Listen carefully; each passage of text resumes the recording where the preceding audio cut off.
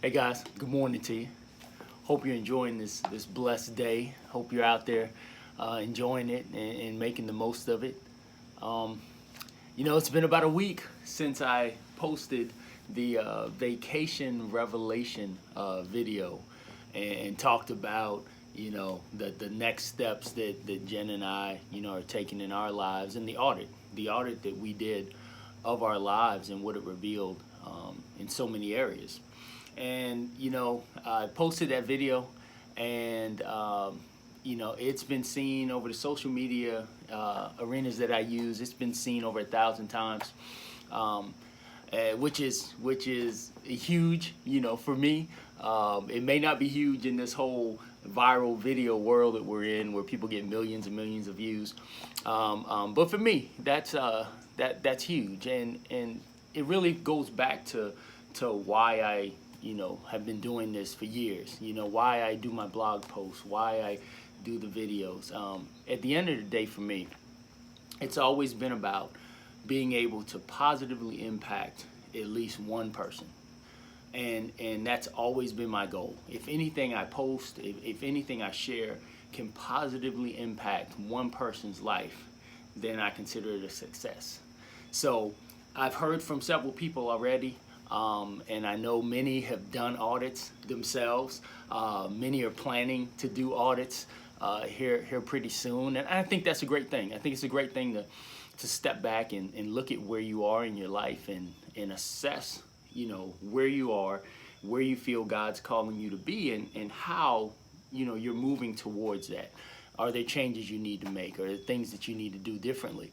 And then, taking the steps to do that.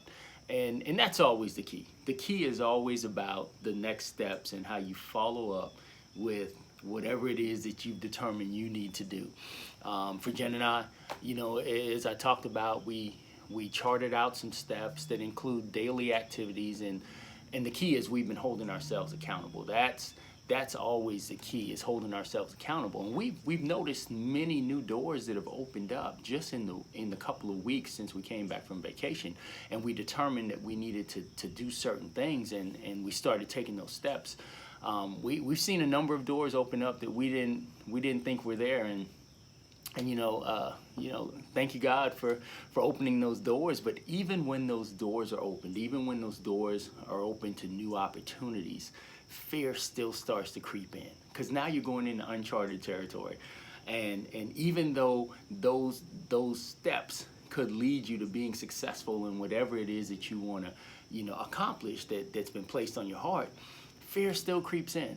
And we've seen that, and we talk about this, how the fear kicks in, and all of a sudden it starts sending you these messages of why that opportunity may not be for you, and what you should be scared of and watch out for, and fear tries to overtake. So it's important to have a solid foundation whenever that happens, and that's a key. You have to have that solid foundation to keep you from letting the fear overtake you. And so I wanted to read a passage, because of course, I always go back to his word, and then I go back to my book and what I've written here. And I wrote a little bit about this, page 95 of my book. And I started with Psalm 56:3 says, "But when I am afraid, I will put my trust in you." And I said this: it may be hard to believe, but I think some of us fear success. What do I mean by that? I mean, you've been told for so long you can't accomplish things, you've allowed yourself to accept being mediocre and nothing more.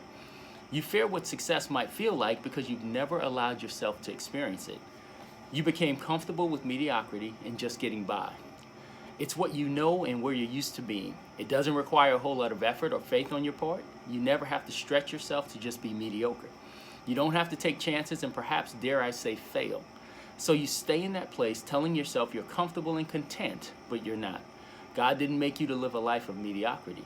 As long as you stay in mediocrity, you're not becoming all God calls you to be. When is the last time you pursued something that tested the limits of your abilities? If you haven't in a while, or if you've never done it, why? Fear of success and the work required to be successful could be holding you back. There were numerous times throughout my life where I've had opportunities to test my limits. I'll admit there were a number of times when I didn't pursue those opportunities. I didn't want to stretch myself and actually couldn't imagine myself being successful in that endeavor. I was more comfortable staying where I was, so I missed the opportunity to grow my confidence and my faith in God. In those situations where I did show faith and dared to test my limits, I found success. Now, don't get me wrong, the path to success does have some ups and downs and twists and turns. There are times where you're following God's plan and your efforts don't succeed. But that doesn't mean your path to success is gone. Even on your path to success, there will be difficulties and setbacks. You have to understand that. These will cause you to doubt yourself and your abilities. You'll even ask yourself, can I really be successful at this? But remember Proverbs 3:6. Seek his will in all you do, and he will show you which path to take. So even in those difficult moments, God will show you how to work through them and continue on your path to success. Success in what God has placed on your heart is within your grasp. God placed it within you, and he has a path for you to get there. Our job is not to fear the success. We have to follow the path and not let the tough times or hard work necessary cause us to doubt the abilities that God has placed within us. You're made for greatness, and God is with you at all times, showing you the way. As it says in 2 Samuel 22:36, you have given me your shield of victory. Your help has made me great. And so that right there really hits it what Jen and I, have talked about many times, and what I'm sharing with you guys is so many times the success is right there for us. So many times that goal, that thing that we're striving for is right there for us. But because it's going to take a little work, because it's going to take us going outside of our comfort zone, because it's going to stretch us in ways that maybe we're not used to, we then back off from the success. We fear the success. We let fear overtake us, and then we never stretch ourselves, and we never go out and achieve those things that have been placed on our hearts. So it's important for each of us to have a foundation. For us, what our foundation is. It's his word. It's the promises he's already given us, that we know we were made to be more. We know that he's placed these things inside of us because he has great plans for us and for our lives. So you have to have a foundation. You have to have a foundation that you can lean on, that can provide the faith that you need. So when the fear kicks in, and it will, I guarantee you, if you go out and you're pursuing those things that are on your heart, you're going to come into those times where the fear is going to kick in. But you have to have that foundation that you can lean on, that tells you that you have the abilities, that you have everything it takes to make it through. And once you continue to do that, the great thing about this is when you step out and you don't let fear stop you, every time you make a step, that fear lessens a little bit, and that faith grows a little bit more. And every step you take, and when you see that what you thought was so scary, you've now accomplished it, and you keep taking those steps, your faith just continues to grow. And before you know it, you're not fearful at all. Before you know it, you're way out here where you never thought you would be. And you're looking back saying, man, I can't believe I got here, but I did. And you start to really believe in the faith, and you start to really believe in the abilities that God has placed within you. So today, for those of you who have done the audit and you've looked at your lives and you say, hey, there's some areas we need to change, some things we need to do differently, some ways that we need to step out, I encourage you to continue doing that, continue moving down that path. Lean on that foundation, know you were made for more, and that you have the abilities within you to accomplish that. And for those of you who may not have done the audit yet, and you're looking at this, go back to that video I posted last week, and just, hear how doing that audit really helped Jen and I to start to focus on some areas that we know we need to change in our lives to help us to achieve some of the things that God's placed on our hearts. So it's within your grasp. It does take work. It does take faith, but if you can write those things down that you want to accomplish, start listing out steps to get you there, and then put in the work, hold yourselves accountable, and then have faith.